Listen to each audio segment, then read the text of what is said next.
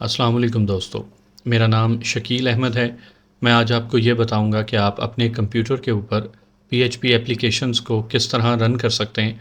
यानी अगर आप पीएचपी एप्लीकेशन की डेवलपमेंट सीखने के लिए जा रहे हैं, तो सबसे पहले आपको ये सीखना होगा कि पीएचपी एप्लीकेशंस को आप अपने कंप्यूटर पर, अपने विंडोज़ कंप्यूटर्स के ऊपर किस तरह से चला सकते हैं, तभी आप उसमें डेवलपमेंट कर सकेंगे।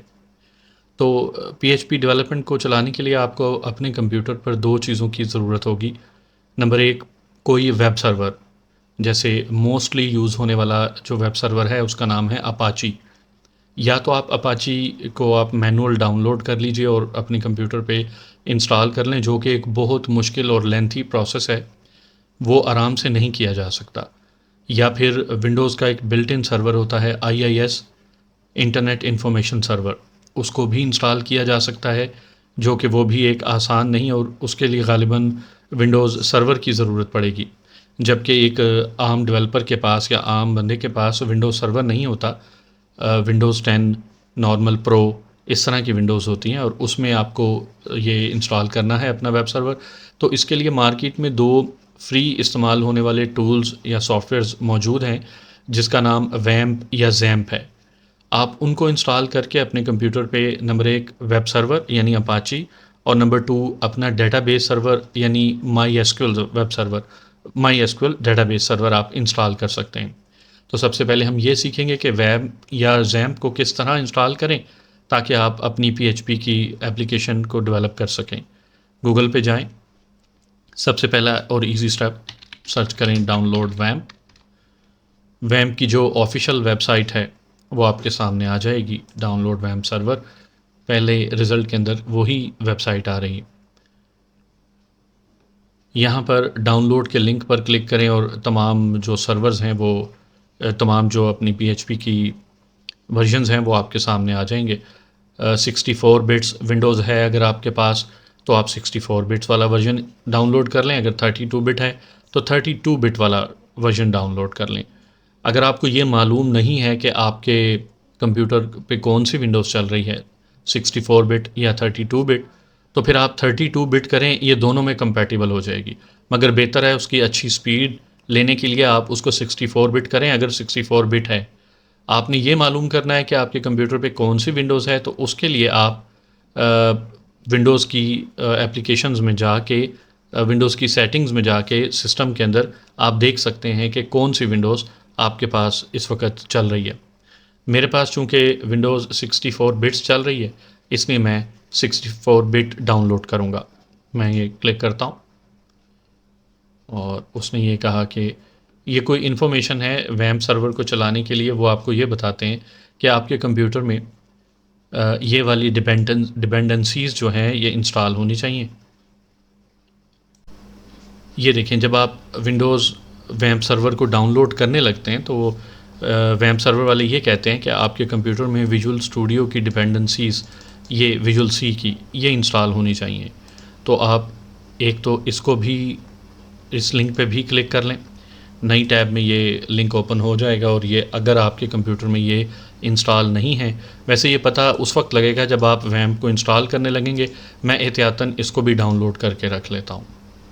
मेरा जब मैं इसको भी डाउनलोड करने लगा हूँ तो वही क्वेश्चन इसने किया है कि 64 बिट है या 32 बिट है या फिर AMD का प्रोसेसर है। मेरे पास चूँकि 64 बिट है, मैं इसको डाउनलोड कर लेता हूँ।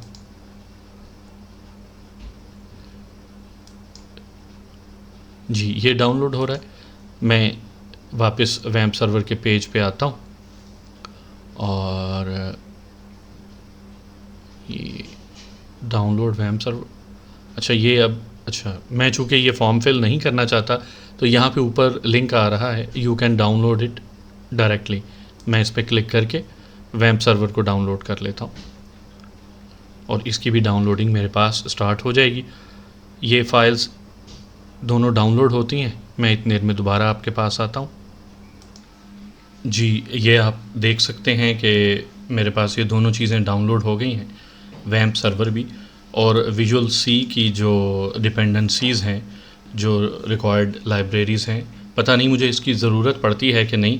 जब मैं ये वैम्प इंस्टॉल करूँगा तो उस सूरत में इसका एरर आएगा, तो मैं इसको इंस्टॉल करूँगा। वरना मुमकिन है ये पहले से मेरे कंप्यूटर में इंस्टॉल हों। तो हम वैम्प इंस्टॉल करते हैं।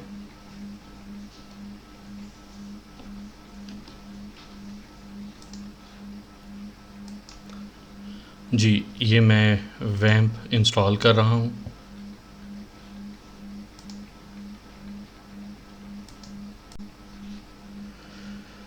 जी, मैं नेक्स्ट पे क्लिक करता हूँ। और जब हम इसको इंस्टॉल कर रहे हैं तो ये आपसे पूछता है कि आपने वैम्प को किस फ़ोल्डर में इंस्टॉल करना है। बाय डिफ़ॉल्ट ये सी ड्राइव जो हमारी मेन ड्राइव होती है उसके ऊपर इसको इंस्टॉल करता है, मगर मैं इसको सी पे नहीं करना चाहता, मैं इसको ई ड्राइव पे इंस्टॉल करता हूँ। उसकी रीज़न ये है कि जब हो सकता है कि कभी मेरी विंडोज़ जो है वो ख़राब हो जाए या करप्ट हो जाए, मुझे उसको री इंस्टॉल करना पड़े, तो सी ड्राइव में मौजूद सारा डाटा जो है वो डिलीट हो जाता है। मुमकिन है कि मैंने कोई एप्लीकेशंस, कोई वेब एप्लीकेशंस इसके फ़ोल्डर में इंस्टॉल की और मुझे दोबारा इसमें मेहनत ना करनी पड़े, दोबारा इंस्टॉल ना करना पड़े, जिस वजह से मैं इसको फिर सी से हट के इंस्टॉल कर रहा हूँ ई के अंदर वैम्प 64। ओके, ये कुछ इन्फॉर्मेशन पूछता है। मेरा ख्याल है कि ये डिफ़ॉल्ट इंस्टॉलेशन ओके है। वैसे मैं थोड़ा सा बता दूं, वो मारिया डीबी जो माई सीक्वल डीबी के साथ ही आती है, दो उसी टाइप की डीबी होती है। थोड़ा सा फ़र्क है मारिया डीबी में और माई सीक्वल डीबी में। वो उसका वर्जन पूछता है आपसे ऑप्शन के कौन सा इंस्टॉल करना है, वो बाय डिफ़ॉल्ट जो सिलेक्ट है उसको सिलेक्ट करें और आगे चले जाएं। आप ये देख सकते हैं इसके अंदर बाकी की चीज़ें जो कि आप अनचेक कर ही नहीं सकते हैं, जैसे डिफ़ॉल्ट इंस्टॉलेशन में जैसे PHP के मुख्तलिफ वर्जन्स हैं कि PHP 7 इंस्टॉल करनी है, 8 है, 8.1 है और 8.2 जो कि इस वक्त तक की, अब तक जिस वक्त मैं ये वीडियो रिकॉर्ड कर रहा हूँ इस वक्त तक की सबसे लेटेस्ट PHP है 8.2। तो वो सारे वर्जन जो कि बाद में मैं स्विच कर सकता हूँ काम करने के दौरान। मुमकिन है कि मुझे कभी PHP 7 में काम करना पड़े, कभी PHP 8 में, 8.1 और 2 में, इसी तरह वो सारे इंस्टॉल हो रहे हैं। अपाची आप देख सकते हैं, अपाची का वेब सर्वर जो मैं शुरू में वीडियो के आगाज़ में मैंने आपको बताया था कि अपाची का वेब सर्वर इंस्टॉल करना पड़ता है। ये सारी डिफ़ॉल्ट ऑप्शंस के साथ मैं आगे चलता हूँ, नेक्स्ट करता हूँ सारी सेटिंग्स के साथ और विंडोज़ को, और सॉरी वेब सर्वर की इंस्टॉलेशन कंप्लीट होने का इंतज़ार करते हैं। जी, ये मेरी वैम्प की इंस्टॉलेशन तकरीबन मुकम्मल होने वाली है। इसके बाद हम ज़ैम्प की इंस्टॉलेशन और उसके अंदर भी PHP एप्लीकेशंस को चलाना सीखेंगे। दोनों का मकसद एक ही है, वैम्प का भी और ज़ैम्प का भी। कुछ लोग वैम्प को चलाना पसंद करते हैं और कुछ लोग ज़ैम्प को। ज़ाती तौर पर मैं ज़ैम्प ही इस्तेमाल करता हूँ। दोनों में फ़र्क तो कोई नहीं है, मगर बस पता नहीं क्यों मुझे ज़ैम्प को इस्तेमाल करना बेहतर लगता है और मुझे ऐसा महसूस होता है कि उसको इस्तेमाल करना निस्बतन आसान है, इसलिए मैं उसका इस्तेमाल करता हूँ। जब ये मुकम्मल होती है वैम्प तो फिर मैं आपको इसको इस्तेमाल करके PHP की पहली एप्लीकेशन चला के दिखाता हूँ। जी, ये तकरीबन मुकम्मल हो गई। उसने ये पूछा कि मैं कोई ब्राउज़र अपने सिस्टम पे इंस्टॉल जो है उसको सिलेक्ट करना चाहता हूँ, डिफ़ॉल्ट पे मैं नो कह देता हूँ। और फिर अब ये पूछ रहा है कि टेक्स्ट एडिटर आप कोई यूज़ करना चाहते हैं, नोटपैड उसने बाय डिफ़ॉल्ट किया है। ठीक है, मैं नो कर देता हूँ, मैं चेंज नहीं करना चाहता इसको।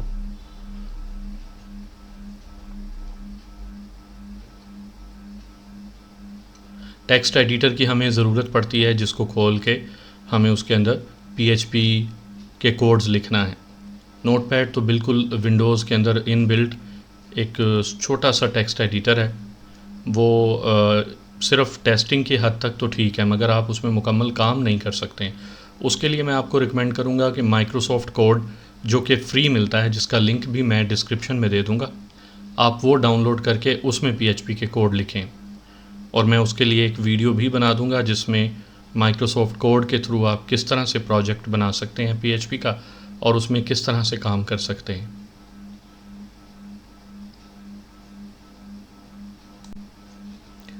जी, ये मेरी इंस्टॉलेशन मुकम्मल हो गई है वैम्प की, ये आप देख सकते हैं। बिल्कुल एंड स्क्रीन पे ये इन्फॉर्मेशन उन्होंने दी है कि आप वैम्प को कैसे इस्तेमाल कर सकते हैं, इस तरीके से आप सर्विसेज को हैंडल कर सकते हैं। मैं आपको दिखाता हूँ, आगे चलते हैं हम लोग। Next, finish. जी, वैम्प की इंस्टॉलेशन चूँकि मुकम्मल हो चुकी है, मैं वैम्प के सर्वर को रन करता हूँ।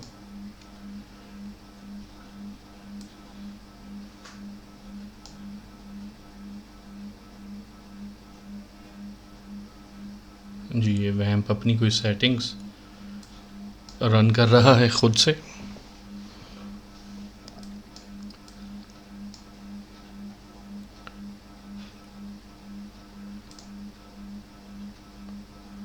अच्छा, ये मैं देख सकता हूँ, आप बल्कि देख सकते हैं स्क्रीन पर कि एक तो ये जो उसका आइकॉन है पहले सुर्ख रंग का था, अब ये नारंगी हो गया है।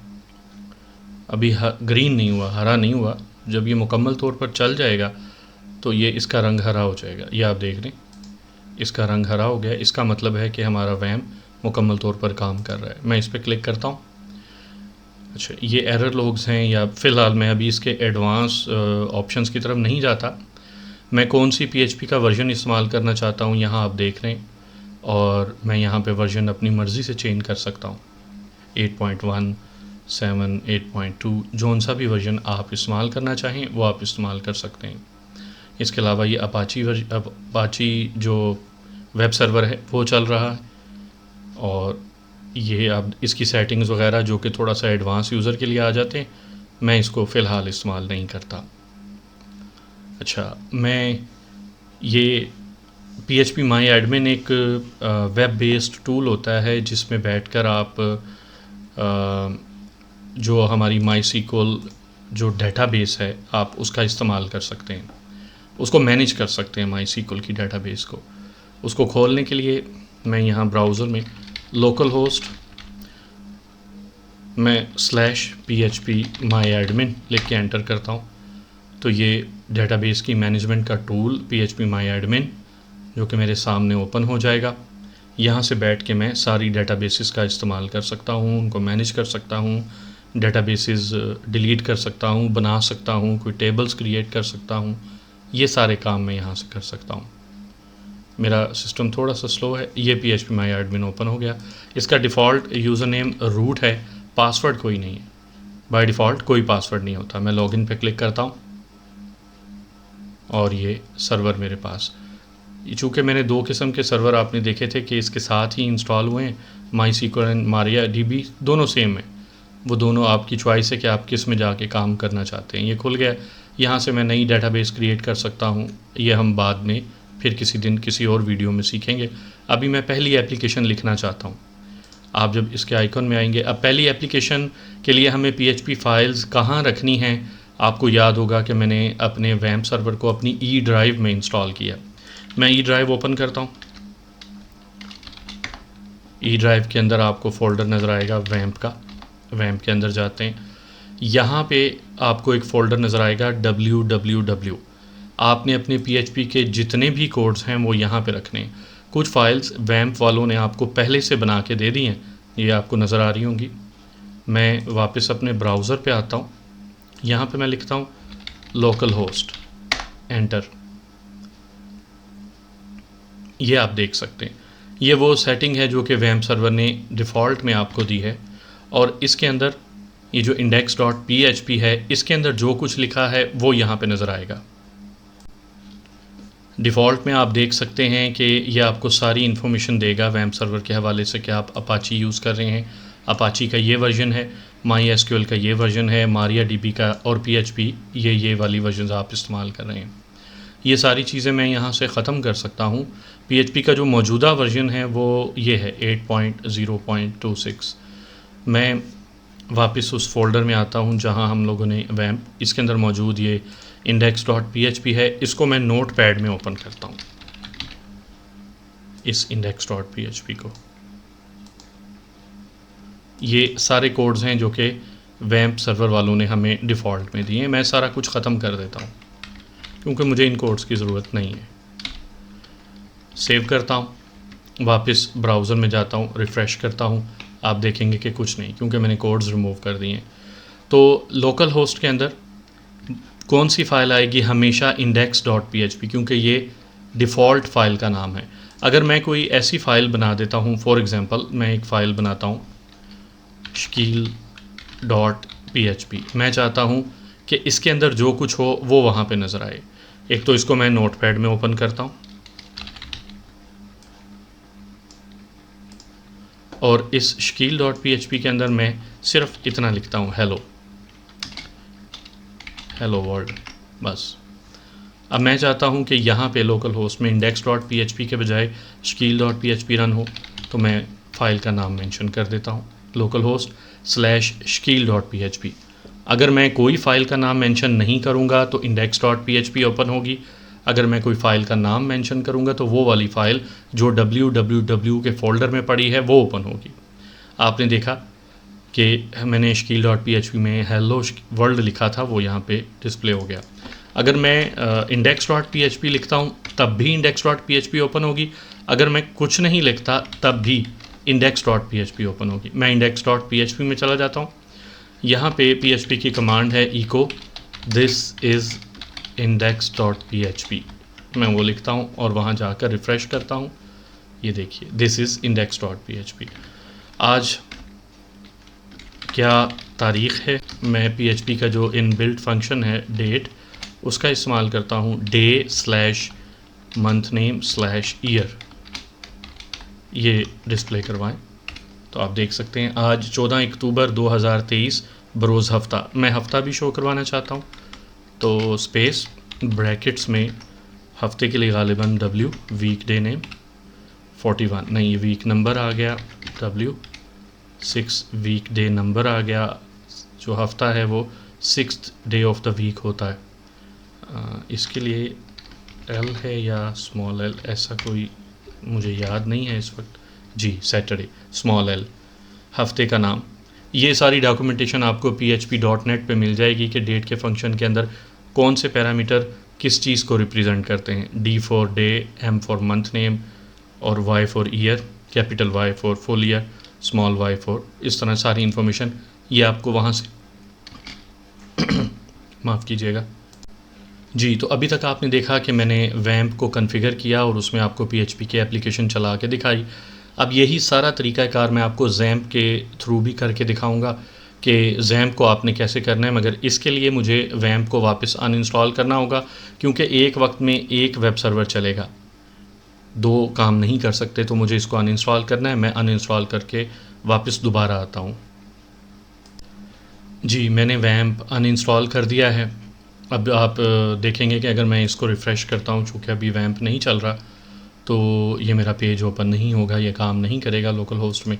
इसी तरह ये PHP माई एडमिन जो कि MySQL को मैनेज करने का टूल था, ये भी बिल्कुल काम नहीं करेगा। मैं इसको बंद करके अब मैं गूगल पे सर्च करता हूँ डाउनलोड ज़ैम्प और ज़ैम्प को डाउनलोड करता हूँ। और यहाँ पे भी वही कि वो मुझसे पूछ रहा है कि आपकी विंडोज़ का वर्जन कौन सा है, 64 बिट या 32 बिट। ये मैं 64 बिट वाला ज़ैम्प डाउनलोड करूँगा और इसमें वो पूछ रहा है कि आपने PHP 8 के साथ इसको डाउनलोड करना है, 8.0.28 या PHP 8.17 या PHP 8.2.4। तो मैं डेफिनेटली लेटेस्ट वाली PHP के साथ जाऊँगा।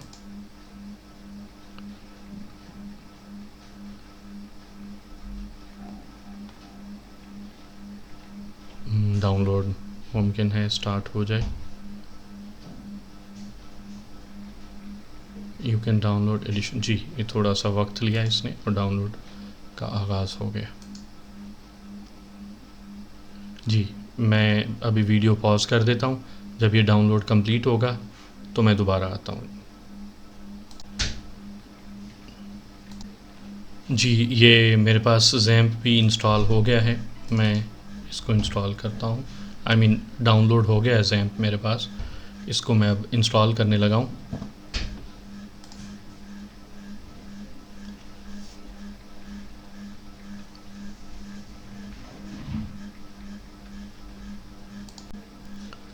ज़ैप इंस्टॉलेशन के वक्त ये एक वार्निंग मैसेज देता है, इसको आप इग्नोर कर दें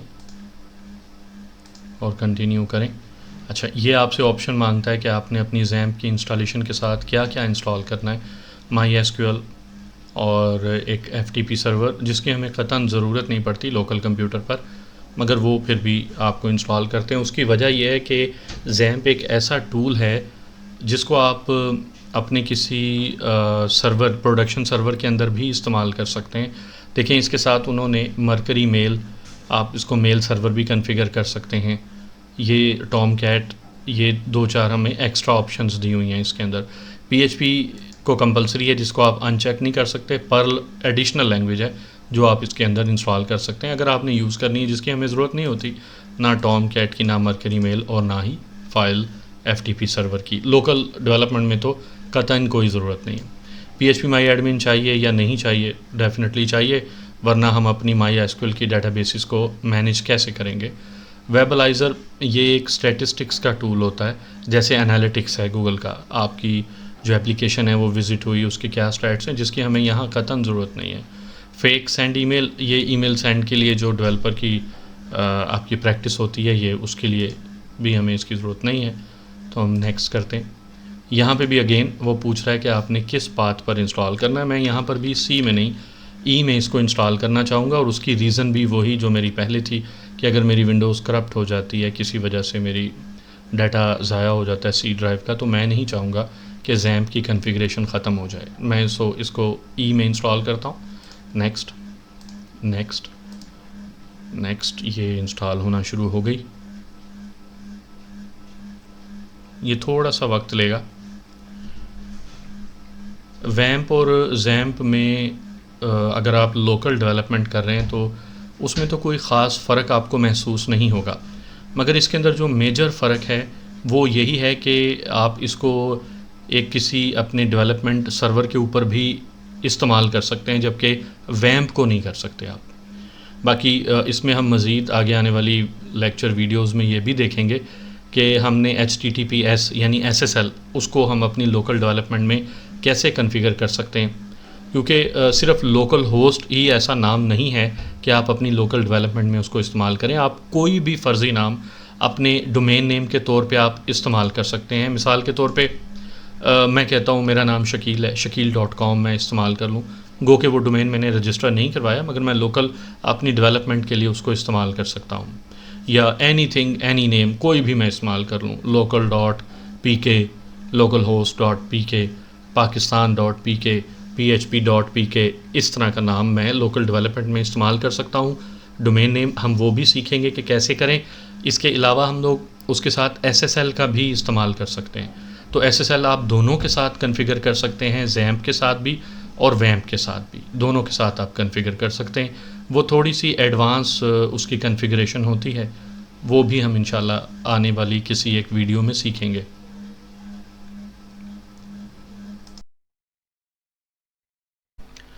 जी, ये इंस्टॉलेशन कंप्लीट हो गई। अब ये पूछ रहा है do you want to start the control panel now. Yes, इसको चेक रहने देते हैं।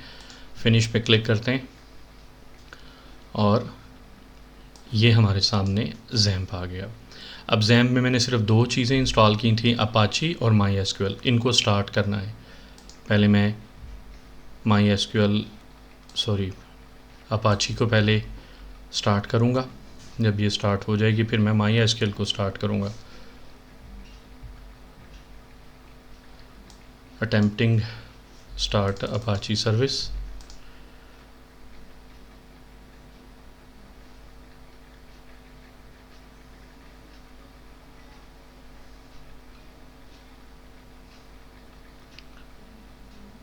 और साथ ही अभी वो हो रही है तो मैं MySQL को भी स्टार्ट कर देता हूँ।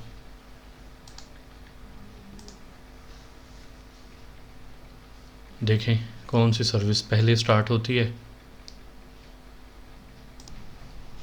जी, ये इंस्टॉल हो गया है ज़ैम्प सर्वर। आप ये देख सकते हैं कि अपाची ग्रीन कलर में और MySQL। अच्छा, इसके साथ आप ये देख सकते हैं कि ये क्रॉस का बटन आ रहा है। उसकी रीज़न ये है कि ये रिकमेंड करता है ज़ैम्प कि आप अपाची को as a Windows service install कर लें और MySQL को भी आप as a Windows service install कर लें। उसका फ़ायदा ये होगा कि नेक्स्ट टाइम आप जब विंडोज़ रीस्टार्ट करेंगे, वो अपने विंडोज़ दोबारा चलाएंगे तो ये ऑटोमेटिकली अपाची और माई एसक्यूएल रन हो जाएंगी, वरना आपको फिर मैनुअली यहाँ आके इनको रन करना पड़ेगा। बहरहाल मैं फ़िलहाल नहीं कर रहा, ये हो गई। ओके जी, अब मैं यहाँ पे इस जाता हूँ और इसकी कॉन्फ़िगरेशन में ये सारी चीज़ें आपको php.ini और ये सारी चीज़ें आप देख सकते हैं कि ये आप सेटिंग कर सकते हैं, जो कि एक एडवांस यूज़र की ज़रूरत होती है। फ़िलहाल हमें ज़रूरत नहीं है। जिस तरह हमने वैम्प में देखा था कि www का फ़ोल्डर था, बिल्कुल उसी तरह इसके अंदर ज़ैम्प के फ़ोल्डर के अंदर आपको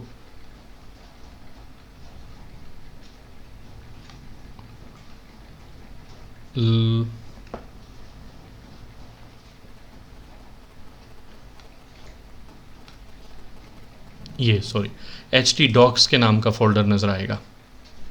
यहाँ पे आप जाके उसी तरह अपनी इंडेक्स फ़ाइल और बाकी तमाम फ़ाइलों को रख सकते हैं और बिल्कुल उसी तरीके से काम कर सकते हैं जिस तरह से हम लोगों ने वैम्प के अंदर काम किया था। यहाँ पे आप वैसे ही फ़ाइलें बनाएं और उसके अंदर एक्सेस करें और अपनी फ़र्स्ट PHP एप्लीकेशन चलाएं। मुझे उम्मीद है आपको ये सारा तरीका समझ भी आया होगा और आपके काम भी आएगा। आपको मज़ीद इस डेवलपमेंट PHP डेवलपमेंट के हिसाब से किस किस्म की वीडियो दरकार हैं, वो मुझे बराए मेहरबानी कमेंट्स में बताइएगा। मैं कोशिश करूँगा कि ज़्यादा से ज़्यादा इन्फॉर्मेशन या टेक वाली या ये PHP डेवलपमेंट वाली, क्योंकि मैं बेसिकली एक PHP डेवलपर हूँ और मुझे कई साल हो गए हैं इस फील्ड में, आपकी मदद कर सकूँ जहाँ तक मेरे बस में होगा। बहुत शुक्रिया। अल्लाह निगहबान।